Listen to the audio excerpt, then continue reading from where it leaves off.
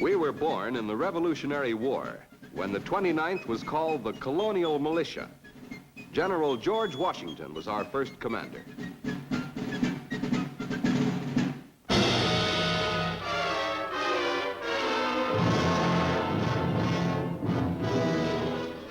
It took a civil war to team up the blue with the gray. And after that, the North and South became one side, the United States. In World War I, our slogan was, 29, let's go. And we went to catch up with the Kaiser. And when World War II exploded, the 29th was on the go again.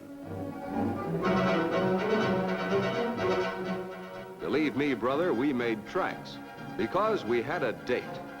But with the equipment of those early days, it looked like we'd never make it.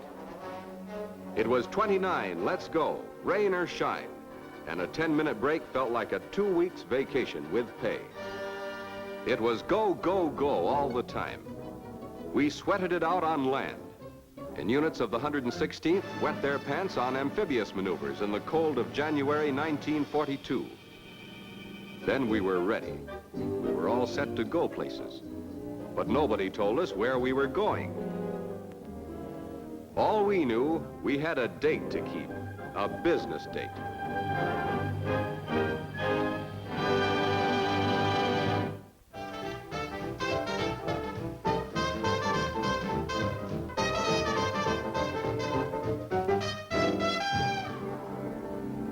Scotland greeted us with music and a heavy, cold fog. England looked better in the guidebooks they gave us.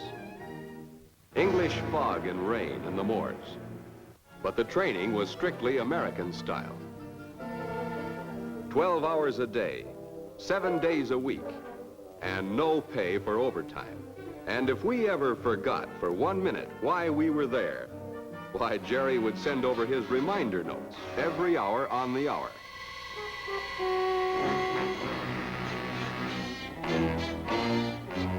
London, Coventry, Dover, the rich and the poor, the sick and the healthy, the weak and the strong, all received the same pounding from the sky. We had our chance to see what happens to an apartment house when it meets up with a bomb. Then the top brass realized that all work and no play did Joe no good.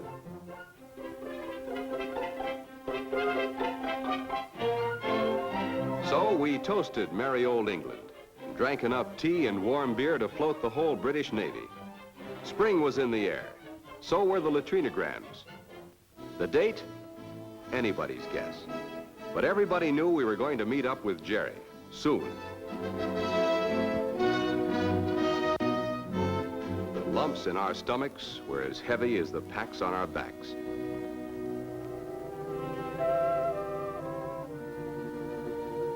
Eisenhower said, "The eyes of the world are upon you." But each guy inside felt mighty lonesome.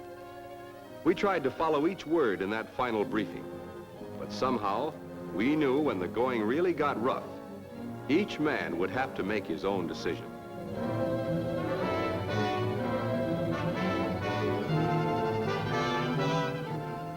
Over 1,000 planes went in ahead of us, but not just to show us the way.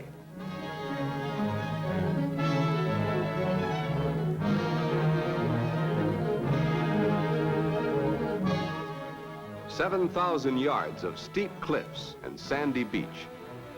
A little summer resort nobody ever heard of. Omaha Beach. June 6, 1944. Dawn. D-Day. The Navy laid down a barrage that was heard round the world.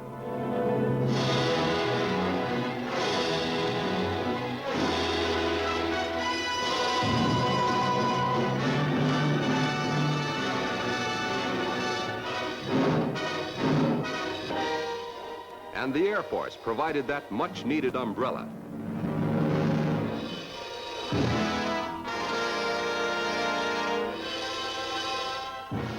Even with this support, Jerry's steel pillboxes on the cliff sliced us in two like a butcher's knife. And you can't hide on a flat beach.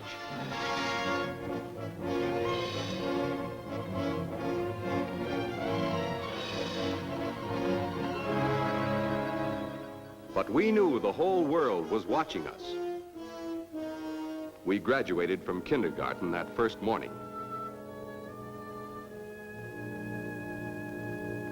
By the next morning, we had gone through college and got our master's degree by pushing back the so-called master race.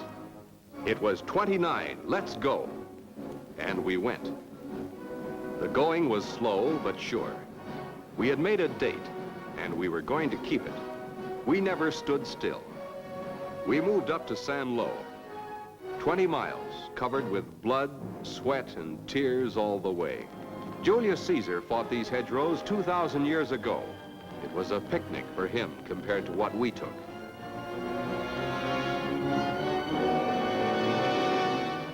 We dropped leaflets behind Jerry's lines. They read, "Your leaders have promised you that the Allied troops would not stay even 9 hours on French soil. We've been here 4 weeks." But here was the only language Jerry understood. So we tore into San Lo with the fury of a tornado.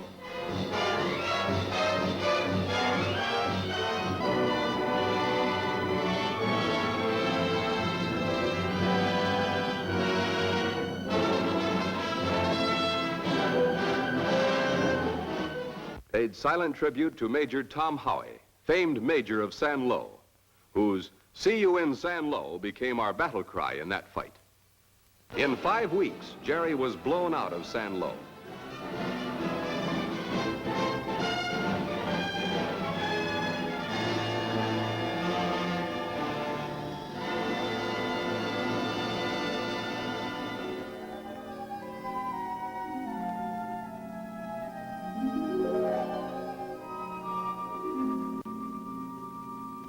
The road was cleared for Patton's Third Army drive on Paris. The last time I saw Paris. For many of us, there wasn't even a first time. We had to leave them behind in San Lo. The cost? 7,000 killed and wounded. The battle for San Lo was the bloodiest in the history of the 29th. The boys we had to leave behind were praised by our division commander, General Charles Gerhardt. He didn't mention that we all had earned the Croix de Guerre from the French. The old men took time out for the luxuries of life. This was one time we didn't mind standing on line. Almost tasted as good as home cooking.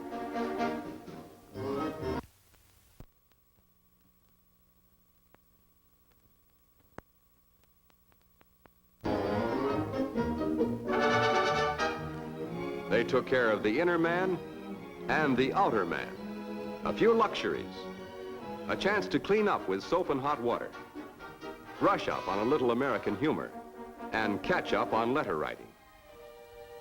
Somebody must have read our letters. They answered special delivery. Before we knew it, it was 29, let's go. Our first look at towns untouched by bombs. Hitler had been here before us. We didn't see an able-bodied man.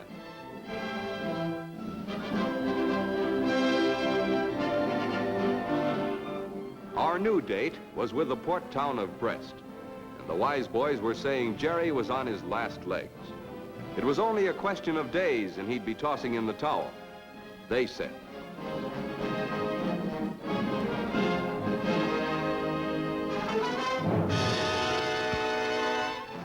But the shells Jerry tossed at us told a different story. They held on to every apple orchard as if it were worth $1 million.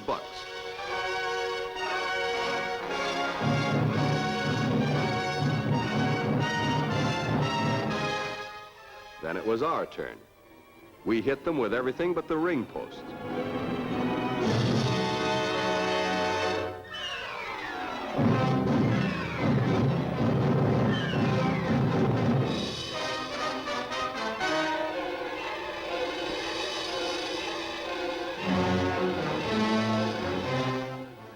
Not a single pound of Limburger cheese got into Brest in one piece.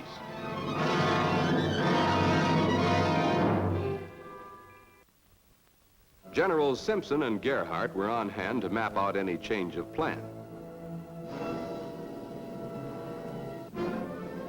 We found out what Hitler meant when he gave the order, Hold Brest at all costs for 3 months. That order cost many a Jerry his future.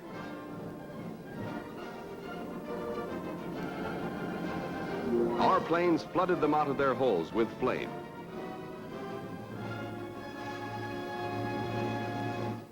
Washed them out into the open, gasping for breath. But the thousands of prisoners we took didn't pay for a single buddy we'd lost in the taking. The newspapers said we were mopping up, but Sherman had a better word for it.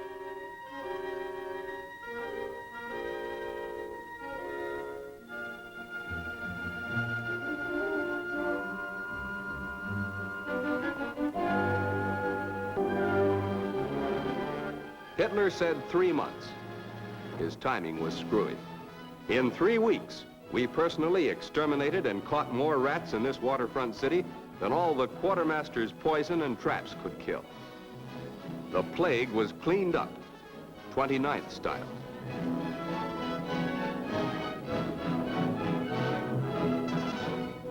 "13,000 little Hitlers having a lot of fun. Up came the 29th, and then there were none."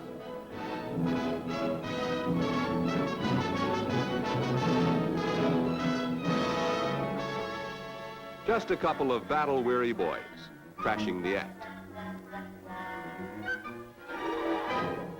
Nothing was left alive in that skeleton city on that warm September day. The port of Brest lay dead before our eyes.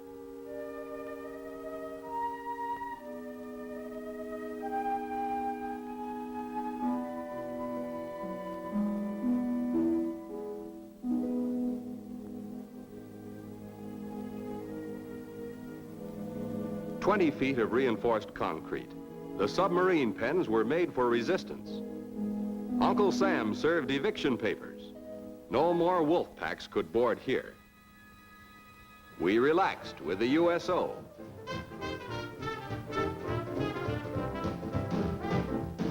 After a new lease on life, we moved 650 miles across France to another heavy date at the German border. The war had stopped there and was waiting for us to catch up with it. All we'd known so far was hedgerow fighting, but this was Germany, flat and dank, Jerry's own home grounds, and we knew he'd hang on to it. Concealed pillboxes, concrete emplacements. Every kind of man-made obstacle was thrown in our path. We blasted through town after town. Kreuzrath, Bergden, Hatterat. Seemed like we began every battle in the dead of night. Nobody ever got any sleep anymore. Every man who went into Schierwaldenrath was either killed or captured. Company K of the 115th was completely wiped out. When Company C ran into a kraut ambush, it looked like curtains.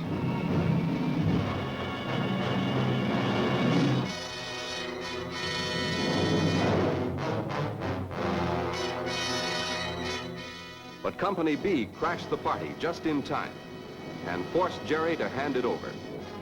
When it was too early to hit the sack, we ambled down to the kitchen and watched them beat up the batter for tomorrow's pancakes. The Rhineland was waiting for a mopping up, and our Air Force were just the ones who could do a little accommodating. 24 hours a day, the Air Force dropped their heavy loads on industry, railroad yards, and marshalling points with pinpoint precision, leveling everything in their path. Setterich, where a lot of our Joes won the Distinguished Service Cross, posthumously. Durboslar, the land so thick with mines and booby traps that we learned to take the shell fire standing up. Aldenhofen, Niedermerz, it was every man for himself. Every day a counterattack. We fired over 1,700 rounds of smoke in one day. But as one Joe said, if I had to pay for it all myself, it would be worth every penny. Sooner or later, Jerry found himself mixed up with American steel.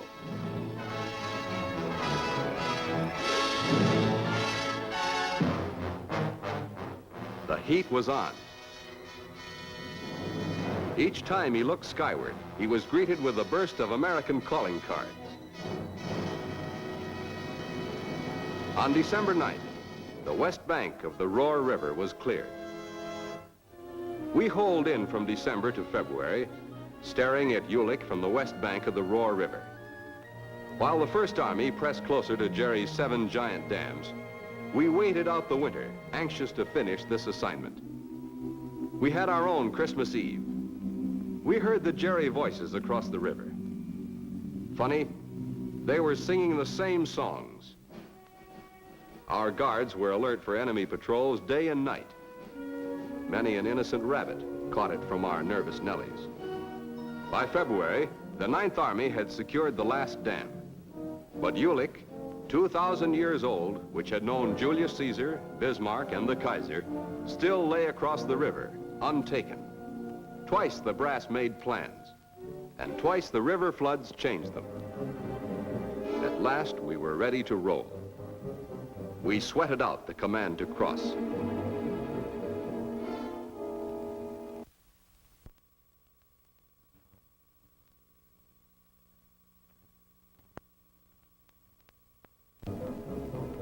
February 23rd was the date we left to give the Krauts their Roar cleaning.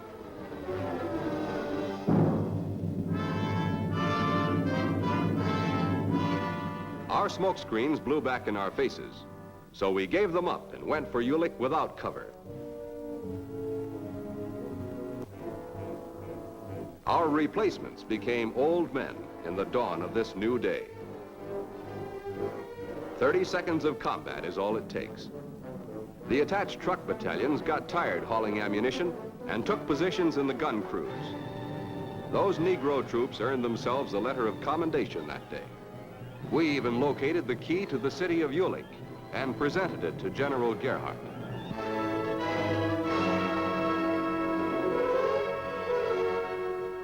Jerry was crying uncle, but we were going so fast we couldn't even stop to listen.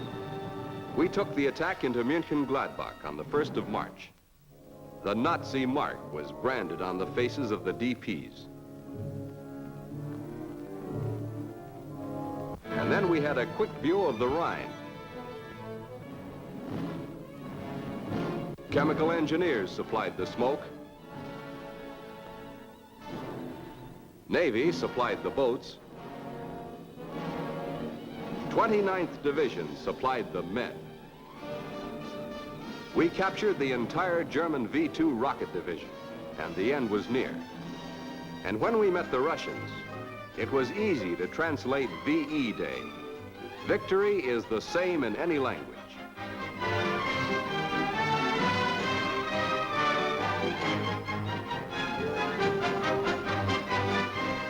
The war was over. We packed up our medals and our victory. And we put aside our guns and took up prayer books in rooms still hung with Hitler's swastikas. The million and more men and women in our Army are instruments of the nation's will for security and peace. Sustained by public confidence, they will succeed, true to the Army's proud traditions. They reflect the spirit of our nation, for your Army is a part of the people. It is composed of your sons, is a faithful implement of democracy. I am the American soldier. For the American people, my family, my fellows, my sons to come, I carry arms. Remember how I began? Born of explorers, colonists, hunters in deerskins, schooled in the wilderness, fighting for a continent. Remember Concord Bridge, 1775? Here it was, here at this bridge. I fired the shot heard round the world. Then I was the Minuteman, the embattled farmer, the son of liberty, raw militiaman, hardy continental. I was the hope of freedom on the frontier. I carried arms for the rights of man. Remember Valley Forge? I was the winter soldier, starving, marching, freezing, fighting, and praying at night, alone in the snow. Look at my battlefields: Bunker Hill, Ticonderoga, Niagara,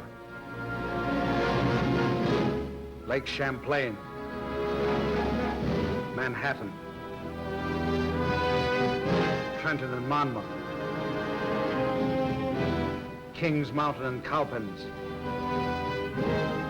Yorktown. Marching, I made America great. North to the parallel 49, south to the Rio Grande, west to the mountains. Marching, I made America free. Working at peace, I built America. Explored with Lewis and Clark, with Zebulon Pike, with Kit Carson and Davy Crockett.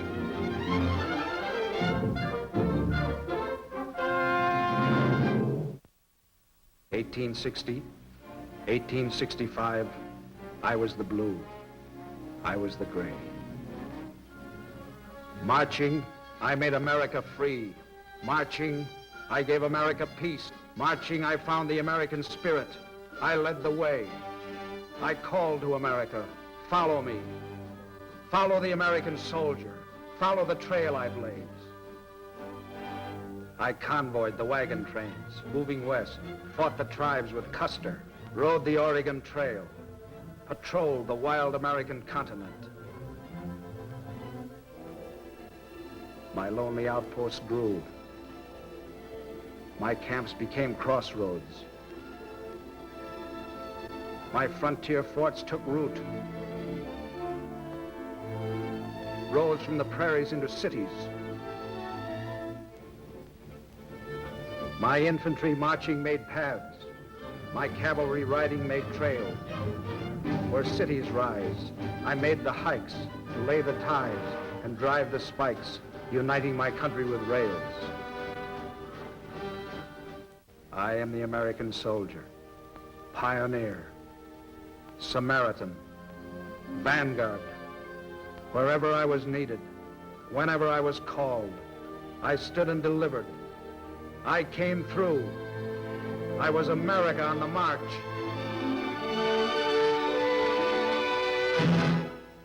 I'm the regular, strictly GI.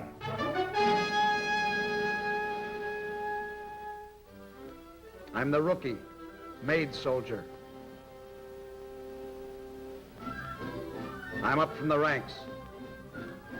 Hell for leather, right on the line, straight from the eye.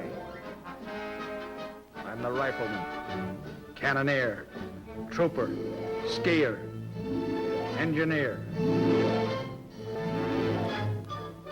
gunner, scout, marksman, driver, signalman, sentry, mechanic, flyer.